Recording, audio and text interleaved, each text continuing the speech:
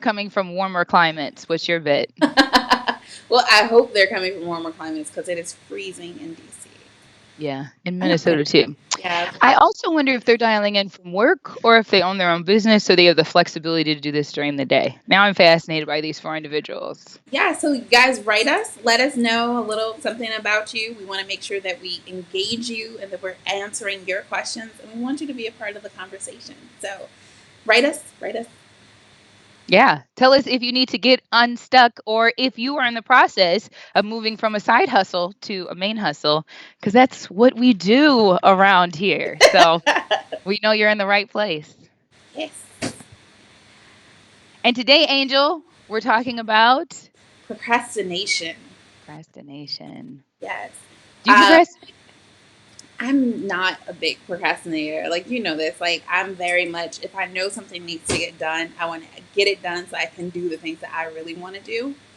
Um, but as you know, the article that I recently posted was all about procrastination and the power of now, coming off of the heels of the unfortunate accident with Kobe Bryant. And all of the other people who were on the plane, his daughter, the basketball coach, the wife, the players. And so just realizing that we have a finite amount of time. We're not, always just uh, our life doesn't just go on. We have to actually do something and make an impact. Hi, Julio. So yes, just making sure that we are actively engaged in implementing the different things that we want to have manifest in our lives. And I think that that's incredibly important. And unfortunately, when there are um, deaths and unfortunate situations that come about, sometimes it becomes like a wake up call for Yeah. us to realize, like, oh, like if this can happen to him, he was 41, he was living Yeah. his best life, then it can happen to us at any moment. So just Mhm. making sure that we're cognizant of the things that we're doing and we're moving forward and walking purposefully in what it is that we believe we should be doing. Hi, Mhm. LaShanta. Oh, she Hey. said she's listening while driving from Lynchburg, VA. Hey. It's definitely warmer there. I don't know. Really? It might be Then more. Minnesota. Yes, yes. Okay, I Thank believe you. that one. Yeah. I usually went in that. Yeah, I think for me it always is, right? Tragedy always like makes you reflect Mm-hmm. on just your priorities, your timeline, how you can get in your own head about how difficult something is, and then when you realize that like it's very black and white, either you do it or you don't do it. Like I remember when I was in the process of writing the book, and Miss Perry, who's like a mom to me, was dying from terminal cancer, and I told her like, I don't think I'm gonna do this. I think I'm gonna wait and maybe do this book thing later. I just need to like be a mom and do my job, and I'll do it later. And I'll never forget, she said, either you die an author or you just die. And it was like, oh shoot. And it was just like so black and white. I always think about that. It's like either you're going to do this today and you've done it, or you're the person who I wanted to do it. It was something I wished for, but it is just up to you in taking action. Like once you go through these goals, you start to realize looking back, nothing I've done was really that hard. It Right, was really just I got to the point in my life where it was like, I'm no longer going to live like this, so I'm going to take some action. right. Now, Meredith, because I feel like you've done so many amazing things throughout your career, what would you say was the hardest thing that you had to overcome with any of the steps that you had to do? Because, like you said, like you get to a point and you're just like, you know what, it really wasn't that bad. But what's that number one obstacle that you have seen time and time again that you've had to be like, okay, let me move this out of the way, and then I'm able to manifest whatever it is that I really want? Ooh, that's a good question. I don't It's hard, right? Because I think for me when I look at when I made a big pivot or a big transition, there were two things that were always present. It was something that was impacting my health. So, I've been temporarily blind. I've had to deal with trying to lose weight. Well, your job is to eat Big Macs. Like, that is really difficult to be the one in the meeting who's like, no, I'll have the side salad with no dressing. Literally, everybody looks like, what, what are you doing?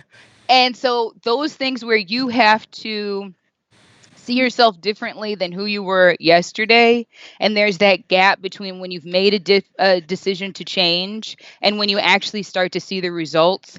That gap in that like goal setting process by far is always the hardest for me. Like when you start school and then you got to go to class. It's like no, I just want to graduate now. I just want to make more money. So I think that's the part where people get goal fatigue. It's like the goal was to get into school. Now I need a goal to get through school. That's always that motivation for me of like seeing the next step, especially when you don't have a network or friends who are kind of like on that next one pulling you along. So it's just you that really wants this to happen, has got to be the hardest part of it. What about for you? So, I'm a now type of person. Um, Yes, you are. so I don't really deal with procrastination a whole lot. But one of the things that I've seen with people who have taken my executive training program is that they really are kind of overcome by imposter syndrome. Yeah, And I know definitely. that that's one of the things that you speak so eloquently about. So talk to us a little bit about what imposter syndrome is and how can you overcome it. Yeah. And I mean, the crazy thing about it is 70% of the population is impacted by imposter syndrome. And it's just the belief that we're not worthy of what we deserve. So like I've graduated from college, I got the job, and you're still sitting there going, "Oh, you're a scam." As soon as they figure out that you don't know this, but you got hired. Right. And so it's just this belief that we undermine within ourselves that we're not qualified for something, even though, and that's the critical part, even when you have evidence to the contrary. So like my example for myself always is I know that I am off track when I hear myself say, "You're a terrible communicator, you're a terrible writer," because I'm like, girl, I have 2 degrees in communication. There's no way I'm terrible at this. But at the times in my career when I wanted to quit, at the times when I was depressed, when I had high anxiety, when it was just like I'm burned out, it was when I started to play those tapes of what I couldn't do instead of focusing on what you can. And imposter syndrome is just like getting caught in that loop of just everything you can't do instead of seeing everything that you can. So Is that helpful? no, absolutely. So I feel like you have worked with some of the top executives in major corporations. So from McDonald's to 3M, and the list goes on. And now you do a lot of like executive training. What would you say is like that one thing that once you hit executive or the C-suite that you find are I don't feel like they necessarily, you can correct me if I'm wrong, they may not have imposter syndrome in the sense of I'm not good enough to do this, but it may just be like, what's next for me? Like, I've been doing this Yeah. so long, what's next? Yeah, and even I think the big thing is a lot of times when you get to the executive level, you don't even think about what's next. You just feel stuck in where I am now because this is as far as my vision went, Mm. right? Like I never even imagined the next level. I didn't prepare for that. So am I really prepared for that? I think, I always ask my clients, like, what's keeping you up at night? And the thing that I hear consistently across really race and age, particularly with women, is just this idea of like, I sold the world that I could do this, that this is who I am, but can I really do it? Is that real for me? Can I really, be this person that I believe I can be? And it's like, well, I had my Oprah moment, Angel, when she was here. And Oprah even, right? They like that's her big thing is that in 25 years of interviewing people live on TV, everybody from Obama to Beyonce would say, "How did I do?" And Mm-hmm. just like this idea that at every level we get to, you're still looking to somebody outside of you to give you feedback, to validate you. And I think when you see higher executives, they don't have one boss. You have a board, you have Wall Street, you have sales. I mean, there are so many, they get so much feedback that it's really easy to get paralyzed and start to take it personal. So I think that's where for them imposter syndrome starts to come in because it's more than just me. It's like this whole public company is a reflection of my ability to be efficient or productive. Right. And Now, that's a lot. I can go on and ask you tons of questions, and I can always talk about the business side of things. But part of why we created office hours is to allow our viewers to ask your questions. I believe we had a few people who sent in questions ahead of time, but you guys are live with us right here. So if you have questions about career advancement, finances, getting unstuck, like I know recently is what was it, last week or yeah, a couple days ago. It's like when most people feel like, okay, I've failed at whatever my New Year resolution was, Yeah. and it's like, okay, well, let me just go back to my old habits. Whatever your issues are or things and areas that you want to move forward and progress in, we're here. This is a free time to ask your questions as it relates to business, even transitioning into full time entrepreneurship, or if you're already an entrepreneur and you just want to scale or you need help with branding and marketing, whatever it is, now is the time to ask your questions. Go Mm-hmm. ahead, send us a comment. We have Miss Disha in Bahamas said that this is a great topic. I personally think we live in a culture of procrastination here in the Bahamas. So that's definitely a warmer client than all of us. I think she has us all. Yes. I'd be procrastinating in the Bahamas too, though. So You're trying to get to Bermuda. they'd be like, "Where's Meredith on the beach?" What type of question? Where is Meredith? Girl, bye. Beach life. No, I mean, but I can see that, right? Like even for me, I can say like I probably am like too focused on my productivity, but I definitely did think that about moving back to Minnesota. It was a lot easier for me to write my book here than when I was living in Chicago and there was like so much stuff to do. So I can totally see how living on the beach would be a bit of a distraction, but I also am willing to play through that. I think I can handle it.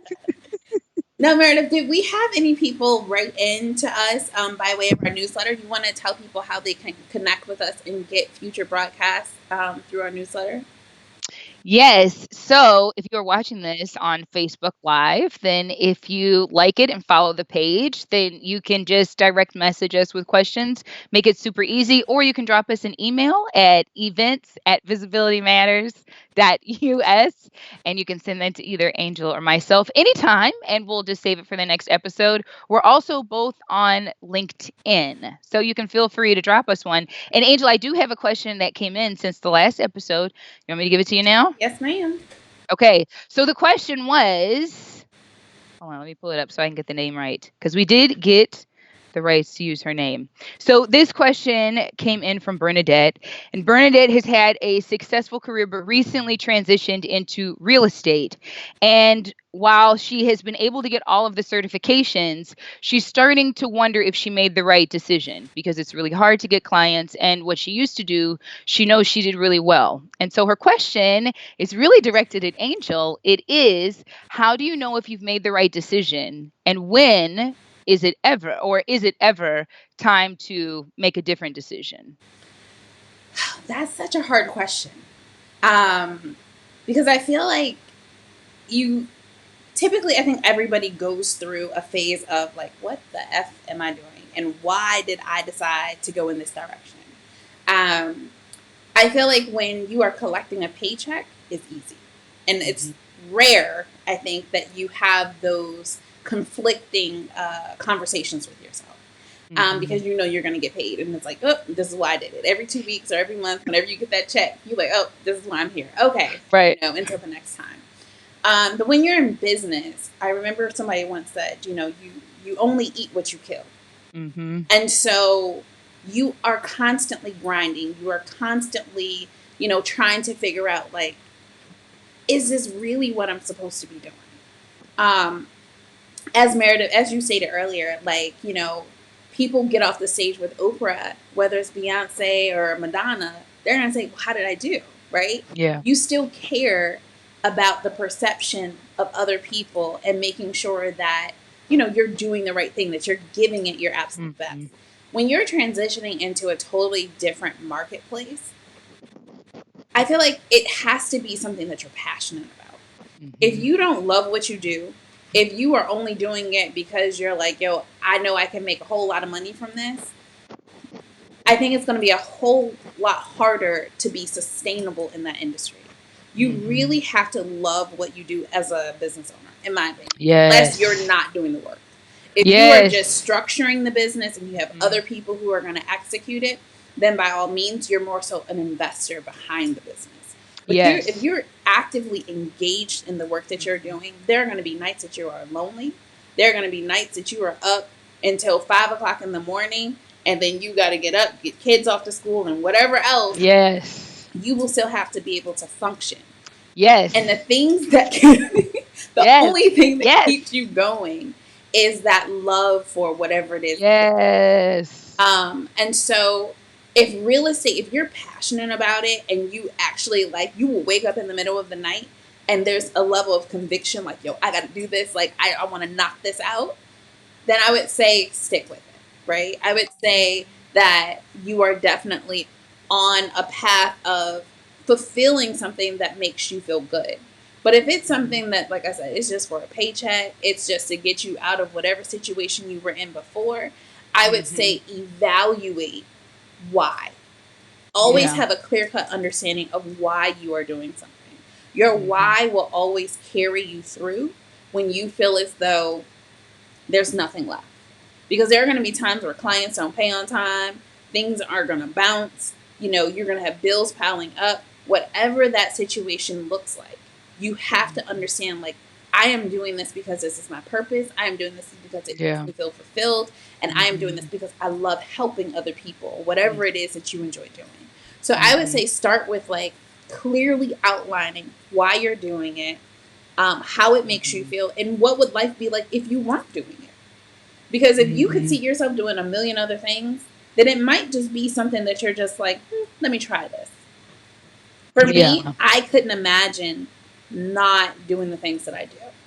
Like, I couldn't I imagine. know. You know what I mean? Like, I couldn't imagine going and clocking in and all of the work that I'm doing is just for the benefit of somebody else. Even though the work that I do is to help other people, with their engagement, Yeah. visibility, and all those things, but it's still different. It's just very different when you kind of have a little bit more control over the execution and the freedom to really Yeah. explore and do the things your way. That's Yes. this I love all of that. I feel like no, I mean, I just want to go back because like you dropped so many things that I was like trying to keep up. I think that's so critical when I hear people who are going through that shift of like at one of my corporations they use the mindset of are you an owner or a renter? one. Like are you actively improving things? Do you see the long term like vision in what you're doing and recognize the fact that this is not going to happen overnight and I'm willing to do the work for it? Like none of these things, even a franchise, right? Even McDonald's, you don't make millions the first year. Right. It takes a long time. Even when you buy an existing like thriving restaurant, that's the way that the world works. So I think that's like genius. The other thing that I heard you say in there without saying is like you need a mentor. Yeah. You need somebody who's telling you, is this normal real estate issues, normal startup issues, normal timeline for you to be experiencing these issues? Or are you really stuck? Like, are you just not doing your all to be good at this work that you've chosen? And then I think your last point is the one that even for me, I think when I took the leap, I kind of knew what my why was. But I think for so many people, the question we're not making decisions about what we want to do. We're making decisions about what I'm not going to do ever again. And that cannot always be the best way to make sure that your next move is your best move. Sometimes it's just a move. And there's nothing wrong with that either, right? Like I love your advice of notice if it's not getting better. Like if this is depressing you, if you hate this job now, like you don't feel safe as a realtor, yeah, cut bait. You can always go back to it, right? Like if you have your certification, Right. but don't do something you don't love. Right. If you have the choice, right? Like I understand financial responsibilities, but if you have a choice, man, even if it's just like you said, shifting the way you're looking at real estate so that it's not I'm selling houses, but I'm helping people find the home of their dreams. Like maybe it's the positioning. Right. I don't know, Bernadette. You should have tuned in live. I don't know. Well, let's check. Is Bernadette live? Can you see? Because otherwise, I can't see everybody's name. I can only see people who have written us and said different comments. So, Bernadette, if you are live, please go ahead and follow up with that question if we did not answer it in completion for you. Um, Now, yesterday I met with a young lady who um, is essentially, she's an app developer, and she wants to transition into having a business and developing apps. I felt like her dilemma was that she really doesn't know how to market her product. And I honestly am unsure if she's ever had a client. And so what mm, she's been doing is, well, instead of waiting on somebody else to hire me to do the work that I ultimately want to do, I've just been doing it myself. So she's just been creating different apps with hopes that she can sell them to somebody or, oof, that sounds like a lot of work. Without a client, you're just doing it just to do the work. but if you love doing something, it's a But whole, that's a hobby. well, that's true. Yeah. I mean, I hate to be tough love over here, but that's what my dad, when I started telling him stuff, he was like, "That's adorable. That's a hobby." Like, oh, yeah. But does she? So the question is, does she want to get clients? Yeah, I think ultimately she wants to transition from her full time employment to being a business owner making apps. And, I think that a lot of times people get confused with a hobby and a passion for something that can actually generate revenue. And Yes. your hobbies don't always make money. Now, some of us are lucky, where you love doing something in particular and you generate revenue from it. Whereas other people, you know, and so one of the things that I shared with her was, well, first, before you start building these apps and trying to sell them, one, you have to know who your target audience is. Who are you creating them for? So you can then go to them and say, hey, I've created this. And then understanding who your target audience is, you also have to know what their problem is. What is it that you're trying to Hmm. solve for them? And so I see that a lot. A lot of times we see and we want to do something that we want to do and it makes us feel good. But is there actually a market for that? So taking the time to do some pre kind of homework, evaluations, analyses to really have a clear cut understanding of like what does this market look like? Is it already saturated? Is there a place for me? Can I be different in this space? What can I bring to the table that will have people look at me and say, hey, I want to work with you? And sometimes Hmm. that differentiator is just you, your personality, your work Hmm. ethic. So really like being able to see in a full picture how you can be different in the marketplace. I think the important thing about what you said there is that I have a couple of clients that have made shifts over the last year to decide they need to go get education or they want to shift careers, right? And one of the things that we talked about is like I might be really great at knitting, but nobody is going to pay a premium price for me to make you an Afghan. Right. So, like, there's a difference between something that I like to do, it's relaxing, it makes me feel good, and something that I'm willing to do 40 hours a week. And, like, I think Kobe is a great example. Like, you have to, I think the difference between business and a hobby, if I was to, like, go back before I did this, is that a hobby you can put down. Like a hobby, I can do it on Saturdays. I'm going to go golf from 9 to 12.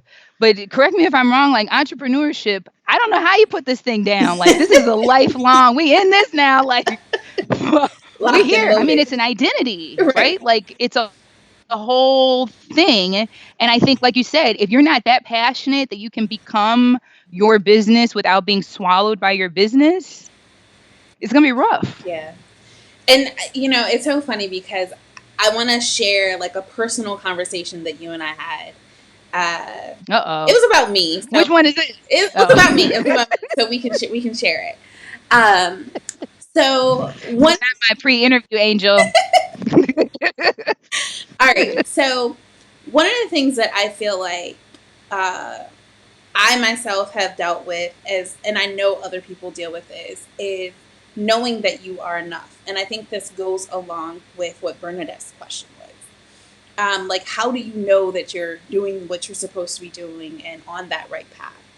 And, anybody who's watching, who follows me, know that I'm a very transparent and a very open person, and I don't mind vulnerability because I feel like that there's growth in that space when you can be vulnerable and share with people even things that you are going through to live your best life. And so, everybody knows, like, I have the book Side Hustle, Main Hustle out. And one of the things that we are doing is we have our program alongside our books. Meredith, Getting Unstuck, has an Mm-hmm. executive coaching program to help people get unstuck. And so we were having a conversation, and Meredith has like her certifications as a coach. And so I'm like, well, I don't have any certifications. She's laughing at me because she knows where I'm going. I'm like, well, Meredith, I don't have any certifications. And she's like, okay, well, Angel, like, what pieces of paper do you have? So I run through them all. And in there was this reality check that I had to have.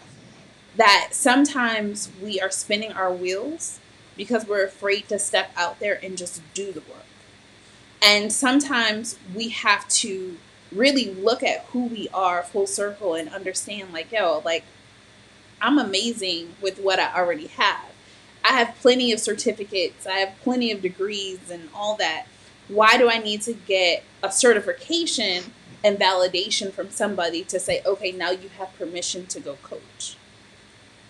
If you've been doing the work that you've been doing, and my situation was coaching, whatever your situation is, don't limit yourself because you feel like you need that validation. To me, that's Mm-hmm. procrastination. Even though I said I Mm-hmm. don't Mm-hmm. procrastinate, like, procrastination comes in various forms. Yeah. Sometimes it's Yeah. just realizing that you are enough and that you don't have to wait for somebody to say, okay, now I give you permission. If you need Mm-hmm. permission, Meredith and I are both granting our permission to you today. Whatever it Mm-hmm. is that you want for yourself, go get it. Like, you Yes. don't need a piece of paper to execute and to do every single thing in this world. There are a lot of people making millions of dollars that do not have degrees, that have never set foot into a college. And going back to our topic earlier, Kobe. Kobe went into the NBA straight out of high Yeah. school. Right. So it's just a matter of, number one, believing in yourself that whatever it is that you Mm-hmm. want to manifest in your life, that you can. And Mm-hmm. two, getting out there, putting in the work, and getting it done. Yes. That's beautiful. I think that's so true. And that's a wonderful way for somebody to use as a guidepost. I was just thinking the difference for me between procrastination and when I know I was stuck was that an example was when I was in a really terrible corporate culture and I had a boss that was telling me I was incompetent. I was stuck when I started to believe it. And so I was like, that thought then triggered the reaction of, therefore, I can't apply for other jobs. I can't expect to make this much or more money. I was actually looking at lower level jobs because I started to believe, well, they're right. I can't perform at this level. So my stuckness led to this procrastination of like, so I don't want to do anything. And I think your advice is great. If you feel like you're caught in this wheel, this is the time to take some time and really own what are the actions you can take. Like I always say, you have to participate in your own rescue. Nobody is coming to save you. Nobody else cares about your career except for you. So if you're miserable, it's worth taking action to change that. This is 2020. Perfect vision. Angel, can you tell them where they can join us if they need the encouragement to take action and maybe they've liked hanging out with us in office hours and they'd like to see us on a beach? I know I would. Yes. If you are interested in getting up close and personal with me and Meredith and some other amazing speakers, you can join us on the beautiful island of Nassau, Bahamas, February 20th through 24th. We will be at the Bahama Resort and Convention Center. You can register online at wbbtalk.com/registration.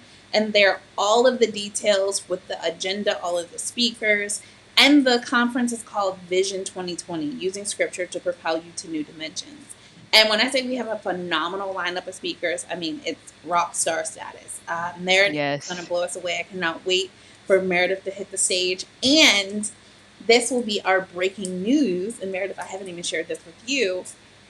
I received an email this morning that the First Lady of the Bahamas, the Prime Minister's wife, will be joining us for her third consecutive year at the retreat. So I'm super excited about that. And the thing I Yeah. love about our conferences is that they're not pretentious.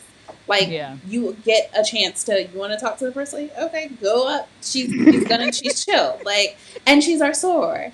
Um, Oh, yes. hey. So you have that opportunity to really have real, authentic conversations with people that can help you in your business. And um, I don't know, like I love it, not just because we put it on, but because it really is a great opportunity to network, build relationships, and help your business grow, which is why it's called Vision 2020. If you feel Mhm. like you know, you've kind of backslid, back to your old habits and you're not reaching the goals that you had set for yourself thus far. Meet us in the Bahamas. We're going to get you realigned and ready to execute so much more than even what you imagined doing this year. Like, my goal is to have all of us on $1 million tracks, like through this Mhm. year and beyond. And part of that is just having an accountability partner, making sure Mhm. that you have somebody to say, look, did you do? What do I need to do to help you? When you have those type of relationships, that's really where, you can see a difference in your outcomes. Yes. So come meet us in the Bahamas and get your tribe that also believes in your vision for your life.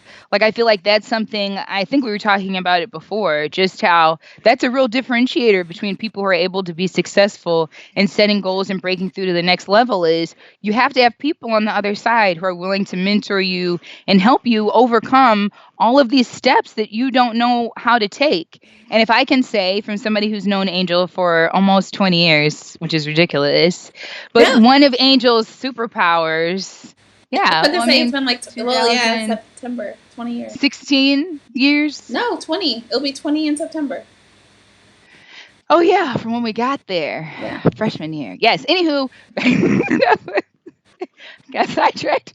But, I think the beauty of what Angel does is that Angel is a super connector. Not only does she make everybody feel comfortable, like Angel could chat up anybody literally in the world. And at the end of it, they'd be like best buds and they will remember forever who Angel is. And what I think your incredible talent and gift to the world is that you connect all of these people. You're so willing to share those relationships. And so I know I'm excited to invest in my business because everything I've done with you, from the events in DC to seeing your work and Women Behind the Business, it's always educational. You not only give us a blueprint to the work you're doing, but you bring up other people who are also like, I need a role model. And women of color, that is one of the greatest things that holds us back. We don't have somebody to look at to tell us this is how I get to $1 million business. But we're going to do it this year. Are we not? Isn't that our pact? Yes, ma'am. That's what we're working towards. That's what we're executing. Not even I working like towards, it. that's what we're executing. So that sums up today's segment of Office Hours. We hope that this has ministered to your hearts and that you are walking away with some amazing nuggets that you can implement into your business, into your career, and just into your life. Mm. It's our hope that this time that we're sharing with you, that it's beneficial. So please write us, let us know if you have questions, if you have suggestions of ways that we can improve the show. We definitely want to hear from you because it's not for us.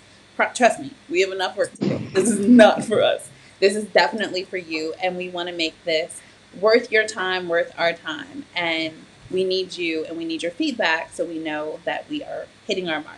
So, Meredith, thank you so much for joining us once again and doing Thank this amazing you. show and sharing all of your nuggets of goodness. We look forward to seeing you same place, same time next week right here on Facebook Live. And again, if you would like information on our newsletter, Meredith, share that information, please. Yes, I will drop the link. You can go to events at visibilitymatters.us and send us an email. You can also follow our individual Facebook pages or catch us on LinkedIn and drop us a message there if you have a question around career, relationships, whatever it might be. All right. Well, thank you all for joining us. Please share this video. We will be sending this out to those people who have registered for the newsletter. Let people know that we are doing this. Anybody that you know can benefit from this information, please share it. All right. Until next time, stay blessed.